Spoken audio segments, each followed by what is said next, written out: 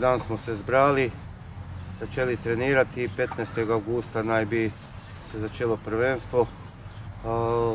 Tako kot vsako leto, absolutno bomo imeli, ampak imamo na načrtu 5 tekem pripravljalnih, da odigramo. Mogoče še kakšna več, če bo kakšen termin se najde, drugače pa ambicije vedno isto, ponavljamo se iz leta v leto, delati, fantje spraviti do članske ekipe, probati biti prvi v prvenstvu, probati nadaljevati trend, da smo najboljši v Sloveniji.